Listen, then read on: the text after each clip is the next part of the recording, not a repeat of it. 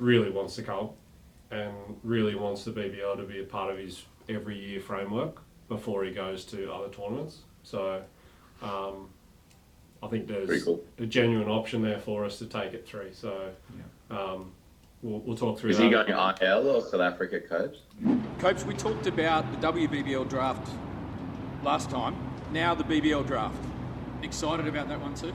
Mate, I'm pumped. And this is, I mentioned with the women's version that draft, strategy, tactics, asset management is really where I live in my mind. Like BBL is a heightened version, almost on steroids. It's been there in the system for much longer. It's well established. We also now have that pre-sign mechanism where fitting in Sam Billings as an exciting end result actually fits into the framework of our draft strategy. Where we sign him in a salary band needs to be associated with the draft pick. What does that mean for the rest of our draft strategy? It's fascinating, the amount of ways you can skin this cat. Well, the other one to mention is Dre Russ is definitely, I had confirmed this morning from Will, he's definitely not in the pool. So he's not coming. He's going T10, having a rest over Christmas and then going to other tournaments. So that's a shame. I reckon he probably would have been right in the thick of it for our pick at 3.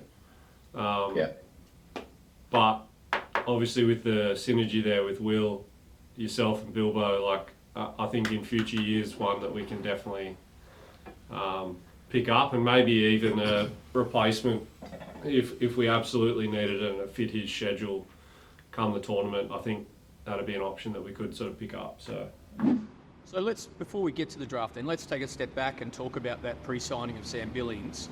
How did it go about? How did the conversation start? How did you identify Sam and get him to the point of committing to the Thunder for 3 years? Yeah, well, we went through a process of, the initial stage is performance review of last year. What does our list currently entail?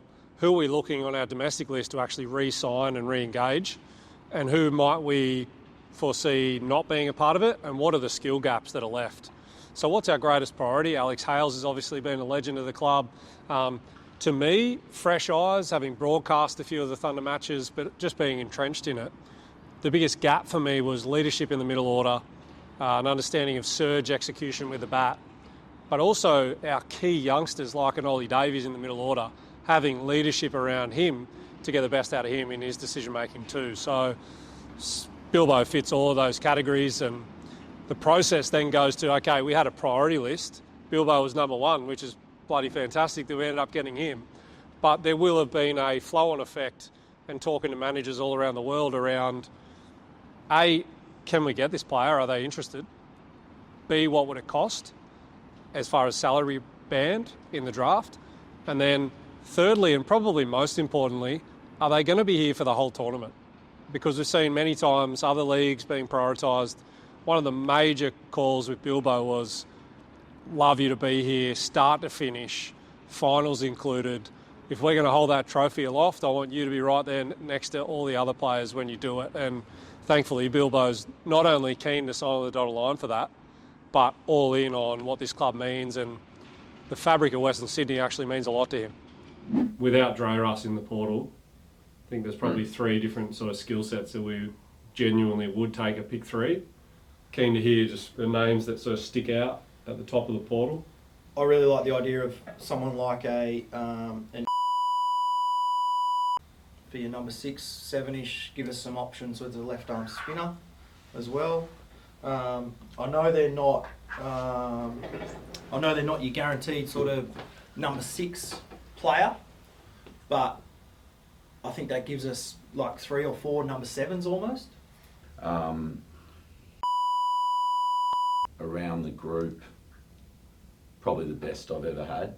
He was unbelievable for the group, just passionate, invested, a match winner. His skill set's up there with the best skill set I've ever worked with.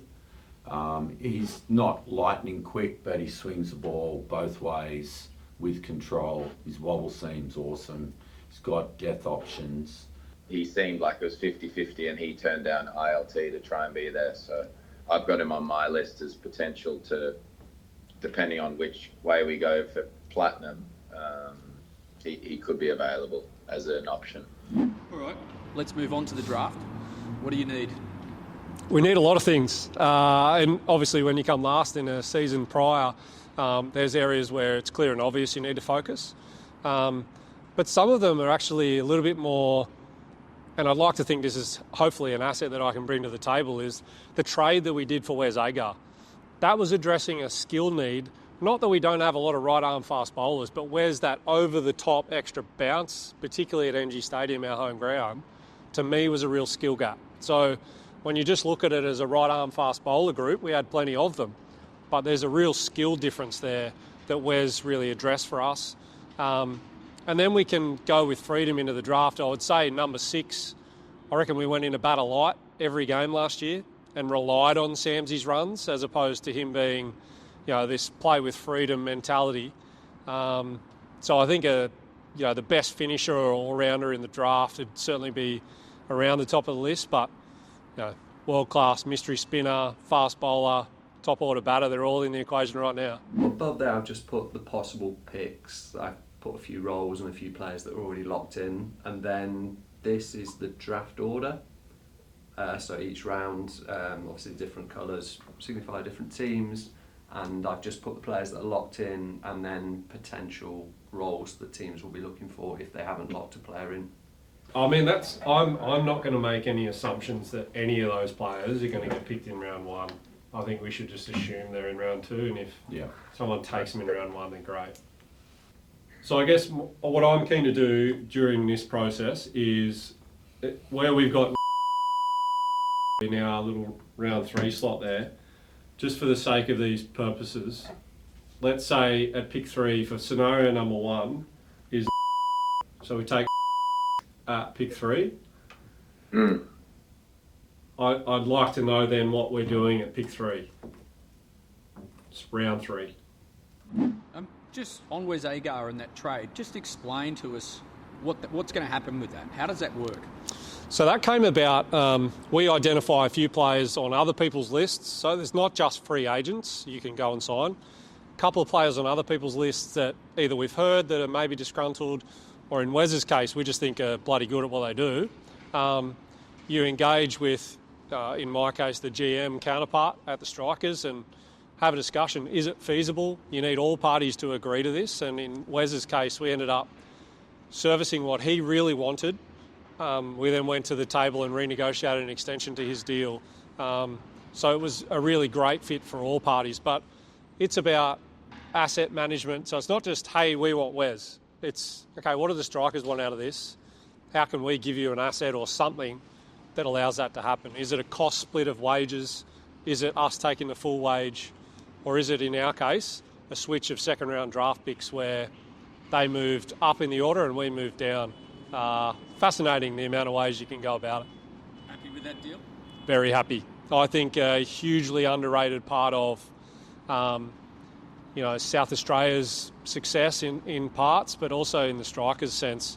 Surge numbers, death execution. He is a bloody good bowler, and he's still in his mid-20s. Like, I see this as, it's a two-year deal right now. I want him to play here until the end of his career and be a huge success.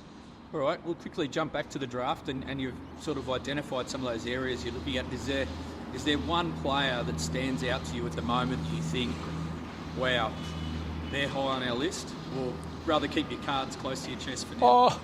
There's a wish list of players, but we don't even know what's in the nominations portal fully yet.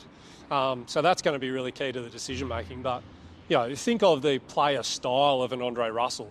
That's the type of player that to me sticks out. Superstar qualities, fans love them, but also minimal balls per boundary, ability to have impact like your Tim Davids of the world, but also can then add the bowling to it. Former player of the club. That's the sort of player that we'd look at. What do we think about, how much does the left-handed batting number 6 option weigh versus right-handed, considering we've probably got 2 left-handers potentially in the top 3 and then no others? Is that something we want to consider, or? If we're talking like of all similar sort of talent or ability, then I think it's important. I mean, if we're talking Dre Yeah. Ross, then it doesn't matter. But, Yeah. like, if it's... All these other guys, they're sort of in the mix. Yeah. Is that left-handed Yeah. important to us? I think we should seriously consider that. All right. Thanks for joining, you two. See you, boys. Cheers. Cheers later. See ya. Fun. See you later. See you soon. See ya.